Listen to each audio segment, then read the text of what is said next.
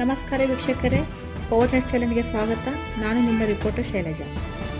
ಹುಬ್ಬಳ್ಳಿಯಲ್ಲಿ ಅಮನಿಯತ್ ಸಂಸ್ಥೆ ವತಿಯಿಂದ ಹುಬ್ಬಳ್ಳಿಯ ಏರ್ಪೋರ್ಟ್ ರಸ್ತೆಯಲ್ಲಿರುವ ಓಎಸಿಸ್ ಸೂಟ್ಸ್ ಹೋಟೆಲ್ ಸಭಾಂಗಣದಲ್ಲಿ ಹಮ್ಮಿಕೊಳ್ಳಲಾಗಿದ್ದ ದುಬೆ ಪ್ರಾಪರ್ಟಿ ಶೋಗೆ ಇಂದು ಚಾಲನೆ ದೊರೆಯಿತು. ಗುರುವಾರ, ಶುಕ್ರವಾರ ಹಾಗೂ ಶನಿವಾರ ನಡೆಯುತ್ತಿರುವ ದುಬೆ ಪ್ರಾಪರ್ಟಿ ಶೋ ಉದ್ಯಮಿ ಡಾಕ್ಟರ್ VSV ಪ್ರಸಾದ್ ಚಾಲನೆ ಕೊಟ್ಟರು.